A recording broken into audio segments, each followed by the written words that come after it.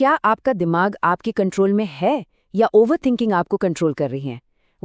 आज के इस एक्सप्लेनर में हम बिल्कुल इसी बात पर गहराई से चर्चा करने वाले हैं। हम डिकोड करेंगे कि ओवरथिंकिंग का ये जो अदृश्य जाल है, ये हमें फंसाता कैसे है, और सबसे ज़रूरी बात, हम अपने खुद के दिमाग पर वापस कंट्रोल कैसे पा सकते हैं। अब ये जो सवाल है ना, ये एक आईने की तरह है। रोजमर्रा की जिंदगी में हम जिस मानसिक थकावट, जिस मेंटल एग्जॉशन का सामना करते हैं, ये सवाल उस सच्चाई को पूरी तरह से सामने लाकर रख देता है।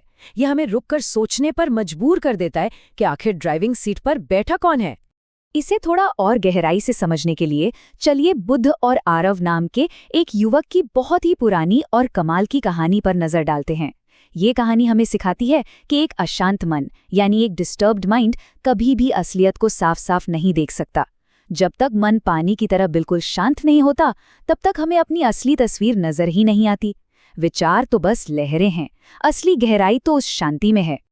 To put that into perspective, doctor Rabindrapuri का एक बहुत ही चौंकाने वाला डेटा है। ये दिखाता है कि आजकल 73% वयस्क इस एनालिसिस पैरालिसिस यानी हद से ज्यादा सोचने की बीमारी का शिकार हैं। जरा सोचिए, हर 10 में से लगभग 7 लोग। ये कोई छोटी मोटी बात नहीं है, ये आज के दौर की सबसे बड़ी सच्चाई बन चुकी है, जिससे हम सब कहीं ना कहीं जूझ रहे हैं। तो चलिए सबसे पहले देखते हैं भाग 1, मन कैसे धोखा देता है, चिंता का विज्ञान।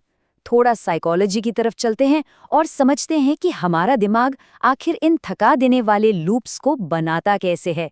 यहाँ एक बहुत इंपॉर्टेंट टर्म आती है, रूमिनेशन। आसान शब्दों में कहें तो बिना किसी हल के बस पुरानी बातें या फ्यूचर के डर को चबाते रहना। दरअसल ये हमारे मेंटल सॉफ्टवेयर के बग्स हैं, जिन्हें कॉग्निटिव डिस्टॉर्शंस कहा जाता है। जैसे हर बात का बस सबसे बुरा अंजाम सोच लेना, या बिना किसी सबूत के ये मान लेना कि सामने वाला हमारे बारे में क्या सोच रहा है। यही वो बग्स हैं जो रूमिनेशन को ट्रिगर करते हैं। और यहीं पर हमें एक बहुत बड़ा फर्क समझना होगा।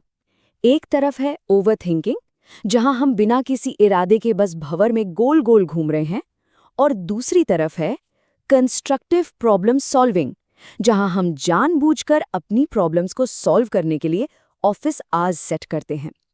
एक में सिर्फ उलझन है और दूसरे में एक क्लियर इंटेंशन है। आगे बढ़ते हैं भाग 2 पर, प्राचीन ज्ञान और शांति, नजरिए में बदलाव। मॉडर्न क्लिनिकल टूल्स पर जाने से पहले हमें अपने फाउंडेशन को मजबूत करना होगा, और इसमें सदियों पुरानी दार्शनिक बुद्धिमत्ता हमारे बहुत काम आने वाली है। ये एक बेहद खूबसूरत बौद्ध विचार है, तुम आसमान हो, बादल नहीं। मतलब हमारे मन में आने वाले विचार सिर्फ गुजरते हुए बादलों की तरह टेम्परेरी हैं, और हम वो विशाल अछूता आसमान है जो उन बादलों के पीछे हमेशा स्थिर रहता है। हम अक्सर खुद को वो बदलते हुए बादल मान बैठते हैं, जो कि सच नहीं है। इसी बात को स्टोइक फिलोसोफर एपिक्टेटस एक बहुत ही प्रैक्टिकल सवाल से जोड़ते हैं। वो कहते हैं कि हमें खुद से पूछना चाहिए, क्या ये चीज़ मेरे कंट्रोल में है? क्योंकि जो अतीत बीत चुका है या जो फ्यूचर हमारे हाथ में ही नहीं है, उस पर एनर्जी वेस्ट करना लिटरली बेकार है। सारा फोकस सिर्फ उन चीज़ों पर होना चाहिए जिन्हें हम कंट्रोल कर सकते हैं।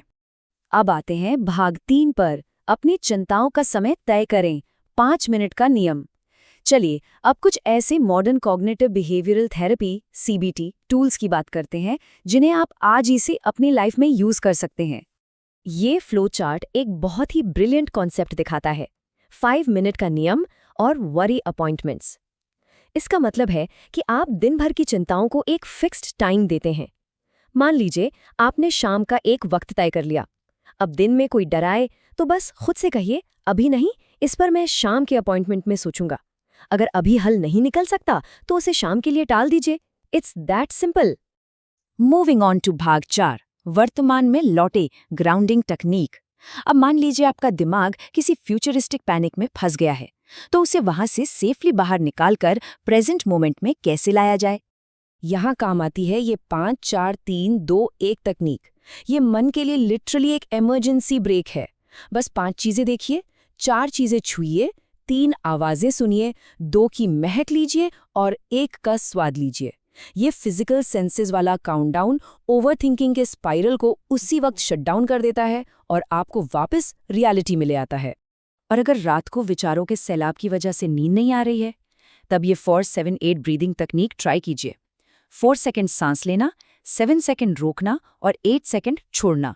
ये कंट्रोल्ड ब्रीदिंग नर्वस सिस्टम को बिल्कुल शांत कर देती है और बॉडी को एक गहरी नींद के लिए तैयार करती है। अब चलते हैं हमारे आखिरी टूल किट पर, भाग 5, समाधान की ओर, कॉग्निटिव रीस्ट्रक्चरिंग। ये वो तरीका है जिससे हम उन नेगेटिव ऑटोमेटिक थॉट्स को जड़ से उखाड़ फेंक सकते हैं। जरा सोचिए कि आपका दिमाग एक कोर्टरूम है और आप वहां के जज हैं। किसी भी डर या नेगेटिव थॉट पर आंख मूंद कर भरोसा मत कीजिए। एक जज की तरह ठोस सबूत मांगिए। खुद से पूछिए, क्या ये सिर्फ मेरा डर है या मेरे पास इस बात का कोई पुख्ता सबूत भी है? सीबीटी के ये 3 स्टेप्स आपको एक क्लियर ब्लूप्रिंट देते हैं। पहला, उस विचार को पकड़िए। दूसरा, उसका सबूत खोजिए।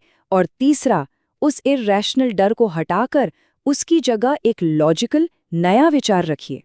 लेकिन हाँ, एक बात का ध्यान रखना बहुत जरूरी है। हमारा गोल कोई टॉक्सिक पॉजिटिविटी अचीव करना नहीं है। मतलब ऐसा नहीं है कि हमें हमेशा हर चीज में बस अच्छा ही अच्छा खोजना है। हमारा असल गोल है एक ग्राउंडेड, न्यूट्रल और बैलेंस नजरिया खोजना, क्योंकि सच्चाई हमेशा एक्सट्रीम्स के बीच में कहीं होती है। Finally, catharsis. अपने डरों को, अपनी बातों को एक डायरी में लिखना। ये बिल्कुल वैसा ही है जैसे प्रेशर कुकर की सीटी बजने से अंदर की सारी भाप बाहर निकल जाती है। ये ब्रेन डंपिंग हमारे दिमाग के लिए एक बेहतरीन रिलीज वॉल्व का काम करती है और सोचने वाले को उसके विचारों से अलग कर देती है। तो हम इस एक्सप्लेनर को एक बहुत ही कड़वी लेकिन जरूरी सच्चाई के साथ खत्म करते हैं। आप इन टूल्स का इस्तेमाल कीजिए, अपनी शांति को वापस पाइए, क्योंकि चॉइस बहुत सिंपल है। दिमाग को कंट्रोल करो, वरना यही ओवरथिंकिंग आपकी लाइफ कंट्रोल कर लेगी। फैसला आपका है।